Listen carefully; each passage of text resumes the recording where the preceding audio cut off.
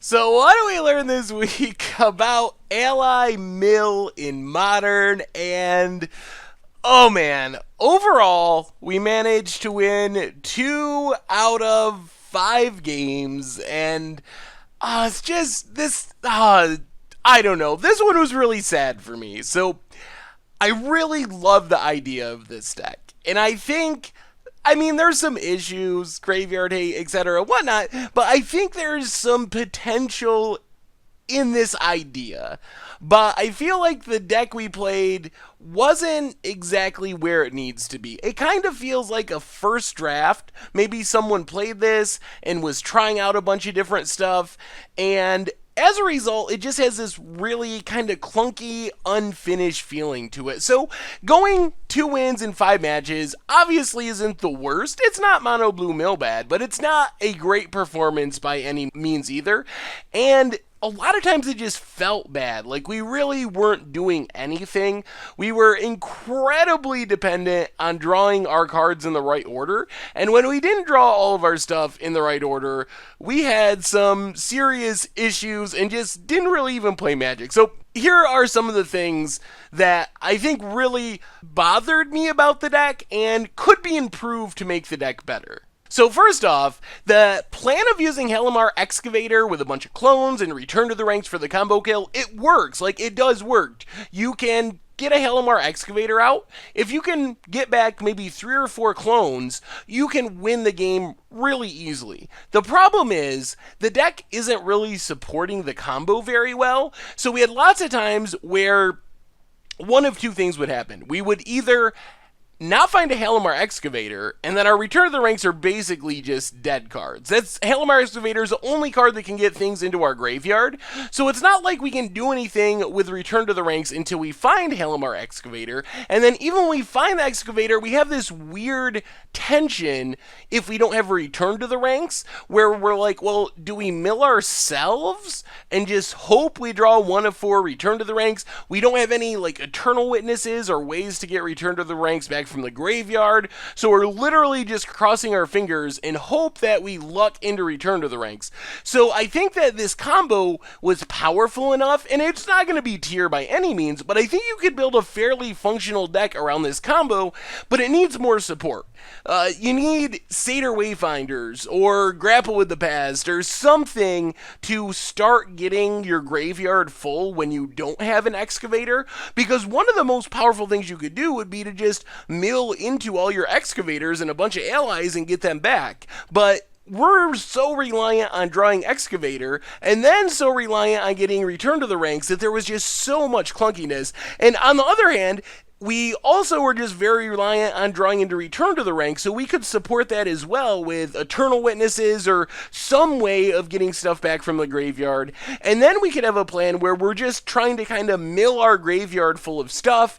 We'll get back our Return to the Ranks using an Eternal Witness or something, use that to get back our Excavators and all that, maybe throw in some Lingering Souls, which works great with Return to the Ranks, also works great with filling the graveyard. So I think that this synergy is powerful enough because it doesn't take that much to win the game. We had one game where we had a single Excavator on the battlefield, we drew a Return to the Ranks, we cast it X4, and we just won. We milled more than our opponent's entire deck, and if we were really focused on supporting this combo, I think we could do it pretty frequently. Of course, we're still going to struggle with Rest in Peace, with Surgical Extraction, those sideboard cards, but I think the actual plan would work a lot better if we were supporting the combo. The second thing that drove me insane about this deck was the non-creature cards. So there's a reason you don't normally see Ether Vial and Collected Company in the same deck, and it's because they don't work well with each other. When you cast Collected Company, you want to hit creatures so you can put them on the battlefield. When you have an Ether Vial, you don't want to draw Collected Company, you want to draw creatures so you can put them on the battlefield. So I felt like we just had too much of this effect, and in this deck, I'm not sure what's better. There's some cool tricks with Ether Vial where you can use Ally Encampment to bounce a creature back to your land, vial it back in, get more triggers. So there's some value there. Collected Company, the other problem with it was we only have 20 lands, and we do have 4 Harbaz Druids, which if we play them and they live and we have a bunch of allies can help us ramp into it, but casting a Collected Company was a challenge. We often were not getting to 4 lands because we have so few lands in our deck, so I'm not sure exactly which one is better, but I do know that playing 4 Return to the Ranks, 4 Ether Vials, and 3 Collected Companies led to all kinds of issues, where we Collected Company, hit 1 creature, a bunch of Ether Vials, and Return to the Ranks, and it was just a nightmare. We'd be drawing stuff when we had Ether Vial out, but not enough lands to Collected Company, so that should be fixed. And basically, I don't care which direction you go with the deck, because I'm not sure which one is right, but I don't think you want to go both directions. So if you decide to work on this deck and play a version of it, pick Ether Vial or pick Collected Company, but don't put both of them in there, because they're fighting each other and they don't complement each other at all. The other problem we had on occasion is not having anything to clone. We definitely got some weird clunky draws where we'd end up with 3 or 4 clones in our hand and nothing to really target with them. So it was kind of just really bad draws, and the variance on these cards is insane. Like, when we're comboing off, they just win the game with Return to the Ranks and Halimar Excavator. So that's awesome. They're also occasionally good when we can just copy Excavators a few times and get value that way, but then a lot of times they're really bad. I think we had a game where we were copying Harbaz Druid, and just like, because we had to, it was so frustrating, and we don't really have a lot of good targets in our deck. Outside of our Excavator, we don't have things we really want to copy. Our best target is probably How to Freeblade, and one thing we learned playing this deck is the Freeblade plan is not going to get there very often.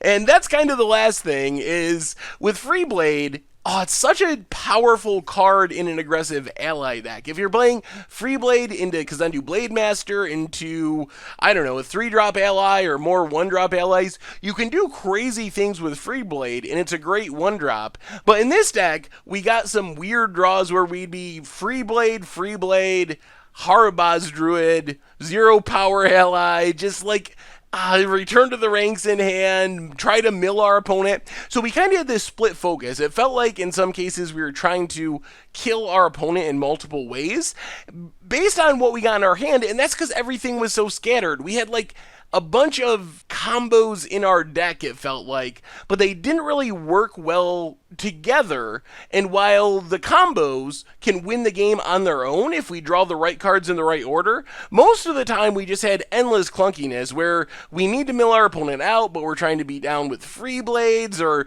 we have a bunch of free blades and we don't draw our excavator. So there was just so much clunkiness because of the numbers. So I think what this deck was missing for a combo deck was ways to put the combo together.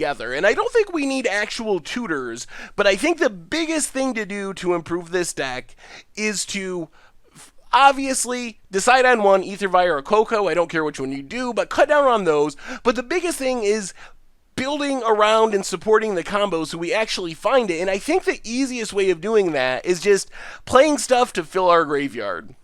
Satyr Wayfinder is the one that mostly comes to mind. Throw in some Eternal Witnesses, and it does take away from the ally theme. But the other thing we learned about this deck is it's not like we need a ton of allies to get the mill kill. The way we get the mill kill is having Excavator out and reanimating like 3 or 4 clone effects or more Excavator effects. So it's not like we have to be that ally focused. We can get away with playing non-allies that are going to support the combo and still get the combo kill as long as we have our clone and a few allies in the deck. So I think that that's the direction the deck needs to go. Smooth out the edges and focus more on the mill combo instead of kind of doing a whole bunch of different things. Because I think the combo could be a sweet against the odds style deck, a sweet casual style deck, but this exact build was just a little clunky, and while we did win because the combo is raw power and we were able to sometimes just draw the stuff in the right order to get the win, we were massively inconsistent. So anyway, that's been Ally Mill for Modern, and those are some ideas for improving Ally Mill and changing it up. So if you come up with a sweet idea for Ally Mill, if you have some more fixes in mind, let me know, because I think the combo is really sweet, and I wouldn't be opposed to revisiting some form of reanimation plus excavator ally combo in the future if we can iron out a bit of a tighter list and get rid of some of the clunkiness, because some of the games with this one were just miserable and not especially fun to play because we just the deck is just so inconsistent. So if you have some ideas, let me know. I'd love to hear them. Anyway, thank you very much for watching. I hope you enjoyed the video, and I will talk to you soon. Thanks for watching the video. If you enjoyed it, help us out by clicking that like button down below. And to keep up on all the latest and greatest, click that subscribe button. And don't forget to hit that bell icon to get alerts whenever we have new videos. And if you want to, check out some of our other sweet videos here and here.